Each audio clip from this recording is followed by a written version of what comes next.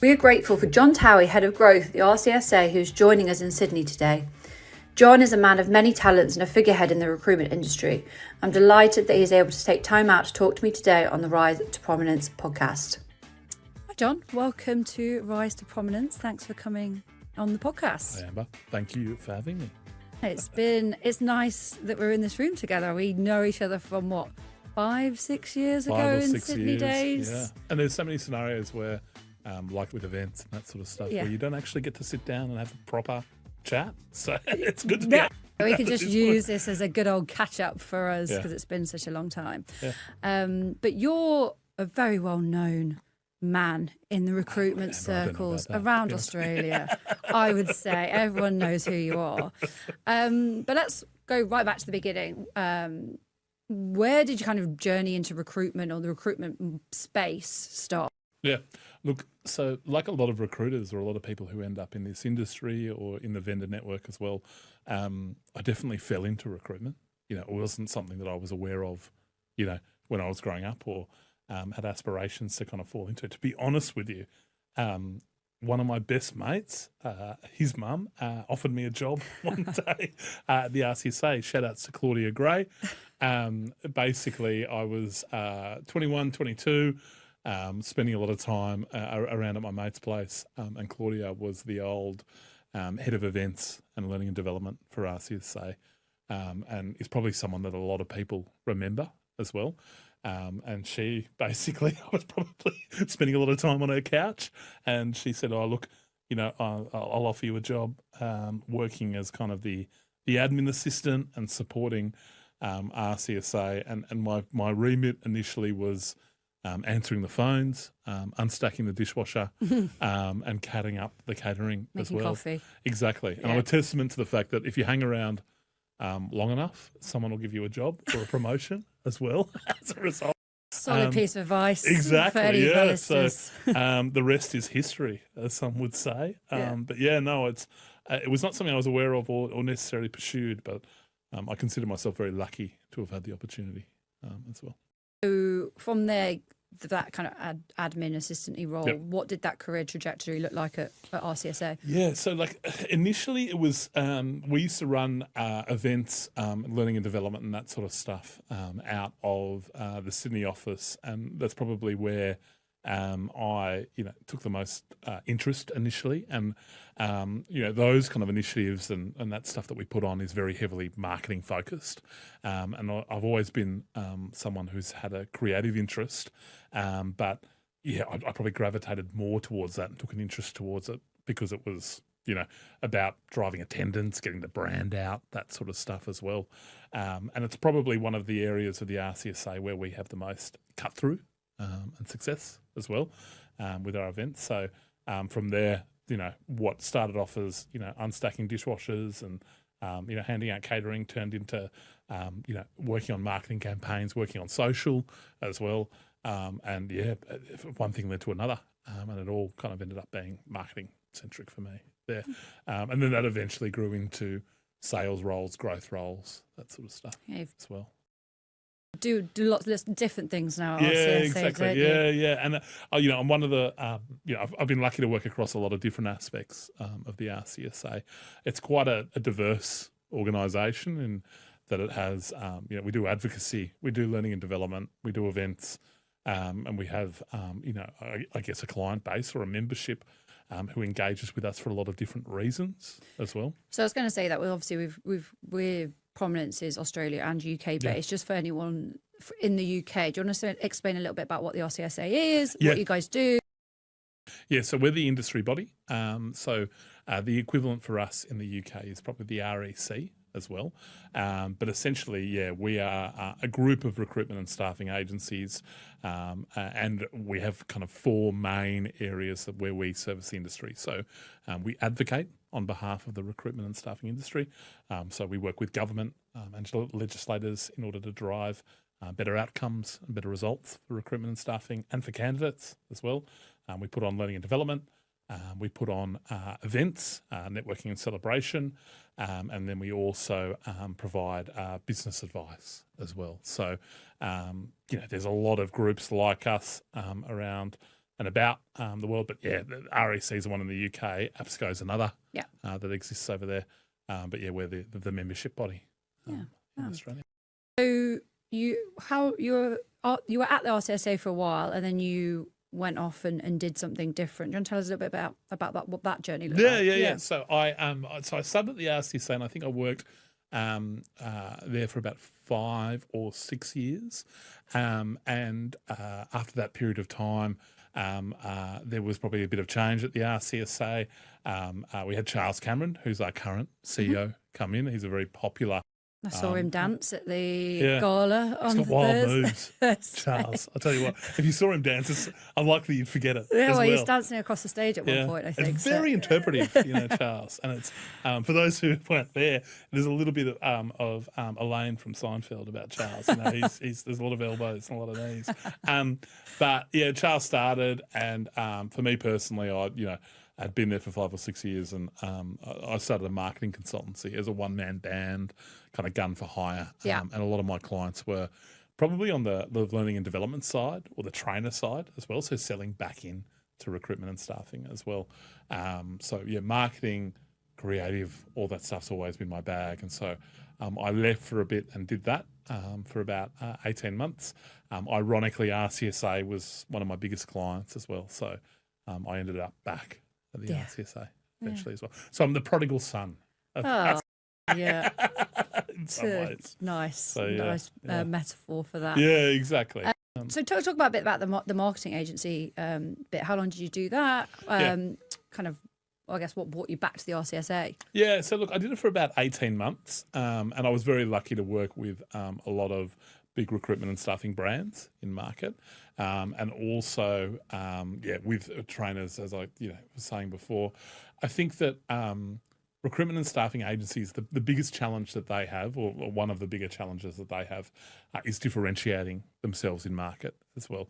And at the end of the day, one of the biggest kind of assets to a recruitment and staffing agency is their brand and their ability to be able to, build that brand and have it be a trusted advisor in market as well. So I spent a bit of time doing that. It was great. It was a business that I found very hard to scale, though, as well.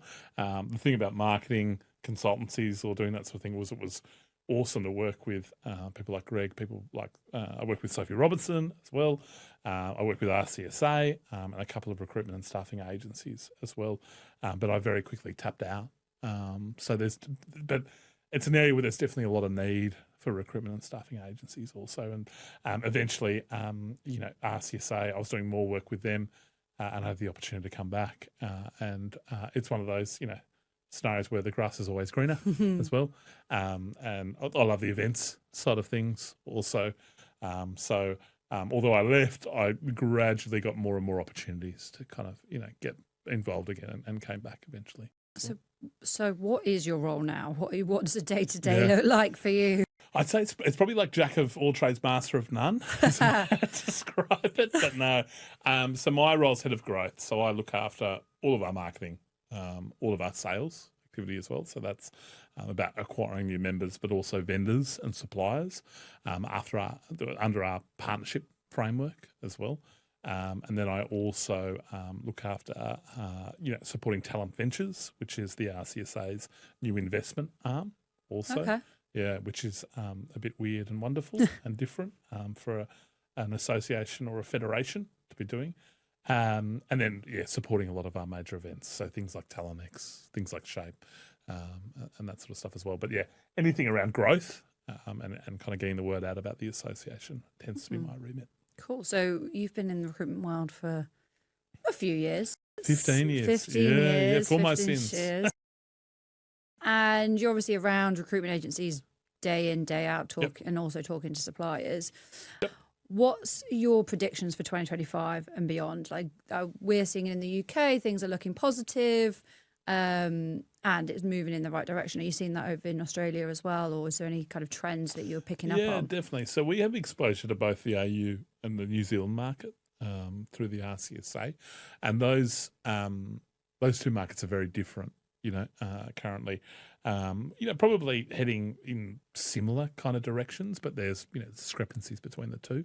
I think that the common themes is that agencies, they're looking to run more efficient businesses, so looking to basically work out where they can reduce cost, leverage AI potentially, or offshoring as well, to run more efficient businesses.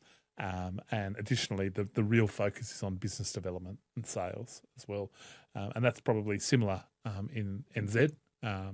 Obviously it's a bit more of a subdued market over there as well, depending on what vertical you're recruiting in. Mm-hmm. I'd say the UK is probably somewhere in between AU and NZ as well.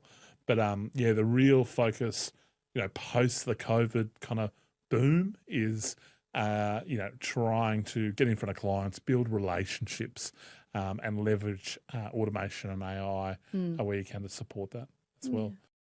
So I guess that's where the events piece in with RCSA ties in quite nicely. Getting in front of clients, running events, that kind of thing. Yeah, and as always is the case for agencies, having a really strong brand in market is really important as well. We are always kind of pushing agencies towards talent consulting, so not necessarily having a transactional relationship with your clients, but instead being able to offer genuine value around providing them with insights around their workforce and how they can better run their own businesses as well, but also positioning yourself as a trusted advisor as well. So, in a lot of ways, not a lot's changed. The same kind of challenges from 2018, 2019 still exist for agencies in getting cut through and positioning themselves that way. But then additionally, it's definitely a BD sales market, and the people who do that better tend to do better as well. So what does that look like in reality when, telling recruiters they need to get in front of clients, more kind of strategy in the BD? Like what does that look like in practice? Yeah, so it tends to kind of flow through with our webinar sessions, with our events as well. And we find that our vendor supplier network will also come to the fore in that kind of space as well. If you look back to kind of 2022, 2023, which feels like forever ago now, but there's only 2 or 3 years ago, the real focus and the massive thing there was like, I can't find candidates and I need to be able to find talent. Everything was talent short, getting people to move. Everything was around negotiating wages and on the candidate side. And it's so cyclical, recruitment and staffing, is that it literally feels like you're in a period of dealing with a candidate demand side or a client demand side forever, but then it changes so quickly as well. But what it looks like for us is the content at our events and then the content in our training and development. So you touched on there kind of the difference between Australia and New Zealand. New Zealand's a bit more of a subdued market. Is there any other kind of differences that you have to navigate between what I think a lot of people around the world put as one place, Australia and New Zealand, but obviously very different markets? What are you seeing as those biggest trends or differences in those two countries? Yeah, so look, AU, NZ, UK are pretty similar because the regulatory environment is pretty consistent across those businesses. There's obviously nuances and differences, but they tend to run those kind of businesses very similarly as well. The US is its own, in my opinion, its own kind of beast because on a state-by-state basis, it's all, very different there as well. And then Europe and, other kind of national federations, they're almost this entirely different kind of model altogether as well. What I would say is Australian and New Zealand businesses, they are very similar in terms of the way that they are set up. It's similar with the UK as well. But the market is what dictates the difference between each as well. And that's for the regulatory reasons also. New Zealand's very heavily dependent on government spending and how they engage with their agencies as well. And, that's probably been a trickier environment over the last 12 to 18 months as well. So you tend to see a flow on, but very similar in terms of how they operate and how they work as well. And then from my exposure to the UK, again, it is probably similar in terms of how it works, but it depends on the market levers. Yeah, and is there any challenges that New Zealand is facing at the moment versus Australia? So you talked a bit about the government spending. Yep.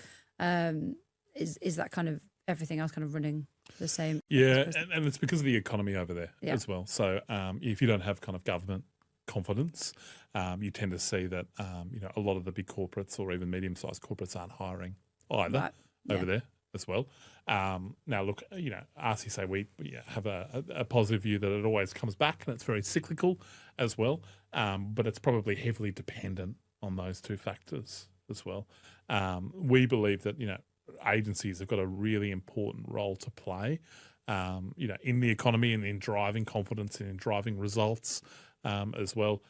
So, when, the market shifts, agencies will be ready and willing as well. But yeah, that seems to be the challenge predominantly there. Makes sense.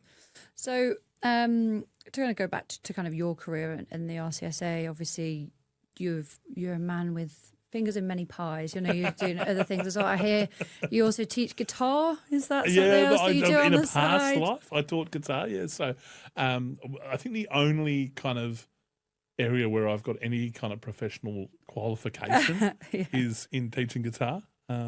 So when I was at high school and when I finished school, I studied jazz and I did that as well. So that kind of comes back to the Claudia Gray days and, sitting on that couch as well. I was a muso back in the day. So yeah, no, I taught guitar at the Red and Normanhurst for 12 years as well. And I think, getting into jazz, knowing how to improvise was a very important skill as well. Yeah, I was going to say, what transferable skills are there from your guitar? Yeah, no, definitely improvisation. Like situations like this as well. But yeah, no, definitely. For someone in a sales role or even just in a conversational role as well, being able to think on your feet is really important as well. And I definitely learned that from the performative side of things as well. There you go.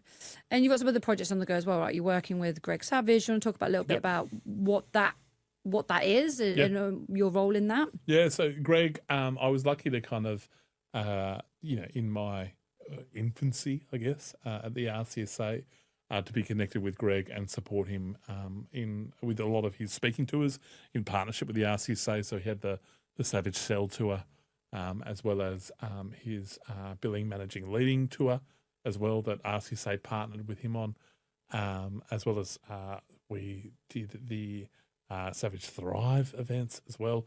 So over the years, him and I built a bit of rapport, and he now has a training and development platform, which I support him with as well, which RCSA partners with also. We love Greg, and he's someone that a lot of people know as well, and I've been very lucky to work with him over the years as well and support him in the delivery of that also. Nice. So it's kind of video content. He's recently added features with Darren Watts, who he founded Job Adder back in the day as well. But it's all about upskilling, training recruiters, and helping them deliver better results for agencies. So is that kind of through the RCSA, or is that separate to what you're doing at RCSA? We work in partnership with Greg as well. I think RCSA and Greg have done things over the years, but I'm lucky to also RCSA allows me to kind of work on a number of projects, as well as holding my head of growth role as well. Like I said, man of many talents. Yeah, jack of all trades. Jack of all trades. On that note, obviously it's been, it's not been a straight line in terms of career. Yeah. You start the RCSA, set up an agency, went back to the RCSA, now working on different things. Like the concept of the podcast Rise to Prominence is all about people's careers and what they've done to be successful. What is kind of that one trait that you think has fed into that for you, so that you are where you are now, but it hasn't always been straightforward? Yeah, no, definitely. So I think for me, coming back to I guess the guitar and the jazz background, being able to improvise and think on my feet is a massive quality that I encourage with a lot of my staff as well, as they, kind of enter into the industry or maybe enter into creative industries as well. And and that's kind of talking more around the marketing piece and how you can be successful in that area as well. I think not being afraid to necessarily not have the best answer, or I often say to people, like, more is lost through indecision than wrong decision as well. So being able to kind of jump in, put something forward, back yourself, that's been massive for me as well. Additionally, for me, and this might not be for everyone, but there's been a lot of cases where I've been happy to put my hand up and kind of say, look, I don't know the answer to this, but I'm happy to throw my hat in the ring as well. So getting out of your comfort zone, throwing yourself forward, being forthcoming with ideas or taking on board things as well, I've always found to be really beneficial as well. You can always Google it. Or use an AI platform. Exactly. But that's my problem solving skills. Yeah, exactly. How have you asked ChatGPT? Because that's probably got the answer better than I do. Exactly. And that's the thing where I've always benefited from, shooting from the hip first and then kind of figuring it out later as well. Now, I don't know if that's for everyone as well. And it's, it's also been stressful at times, but I've always benefited from that for sure. Yeah. So what's next on the agenda for you at RCSA? Is there any big projects on the? I think we're currently going through our membership fit for the future kind of piece where we're, trying to work out, what does a federation or what does belonging to something or what does a community look like, in the next 5, 10, 15, 20 years as well. So from an organisational perspective, we're definitely kind of working on that. I'm thinking about that. Also, for me personally, I don't know what I'm doing next week, to be honest. I think we have an appetite and an excitement to try and do something overseas at some point as well. Maybe APAC kind of region also. Whether that happens, we'll wait and see. That's your job, isn't it? Sort out the events. We'll figure it out. But yeah, that's probably one of the things I find exciting about the RCSA is it's always got the appetite to at least indulge me in doing something weird, new and different as well. So yeah. So another, I guess, body you're involved in as well, right, is the WEC. Do you want to tell us a little bit about that and what that entails? Yeah, so that's the World Employment Confederation, and I had the benefit of working for them for 2 years as well. And they are essentially the international equivalent of the RCSA. So if you think about the RCSA, we do Australia and New Zealand, and then we had the REC, as we spoke about, in the UK as well. There's the ASA in the US, and there's basically an equivalent. They're all acronyms as well. Yeah, really roll off the tongue. Around the world. They all come together as a kind of, and I use this phrase relatively loosely, but a United Nations of, federations as well. And that is under the World Employment Confederation banner. So I worked with that organisation for a couple of years, sorting out, their partnership framework, so how they worked with vendors and suppliers and people, I guess, on the shoulder of recruitment and staffing federations and industries as well. To bring them into the fold. It was, amazing to do because it was international, very kind of European-centric, I would say. And there's nothing like being an Australian on a call with a bunch of Europeans or a bunch of Americans or South Americans as well. You very quickly learn the difference in cultural. Yeah, not to mention you're probably either doing it at 6 a.m. Exactly. or There's a lot of late nights, and I was very quickly informed that I probably speak too quickly or with too many colloquialisms as well. But I did love it, and it was a group that I'm still involved with as a volunteer as well. So it's a big global body, and they do a lot of good work around the advocacy for the industry on a global scale as well. Interesting. I said all over the place with you. Yeah. Many, many different projects. Well, it was trips to Belgium and trips to the USA as well, and then part of the appeal was the opportunity to be able to travel internationally as well, and just get exposure to different markets. It's it's crazy how different the Italian Spanish, German, Dutch market is to the UK. They call it the Anglo-Saxon markets as well. And so some of that exposure was invaluable. So in what way? What was like you stand out different? It's like the licensing, the regulatory requirements are really different, you know, and you know, they're very they're businesses that are very focused around, I guess, temp kind of models as well, but they also have, you know, by way of an example, like Italy, the licensing requirements for an agency mean that you basically can't enter that market.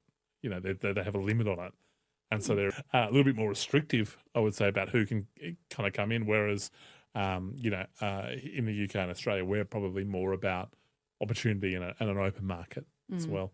And so, yeah, as you kind of move across Europe, Japan, Asia, South America as well, you start to kind of realise that it's not all the same as it is over here as well.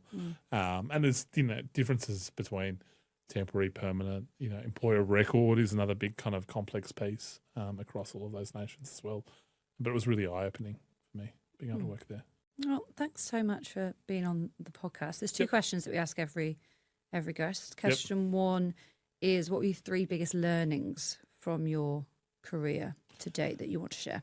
Oh, my three biggest learnings. So, look, I think for me, the first one that was learning about the recruitment and staffing industry and the positive impact that it has on people's lives as well.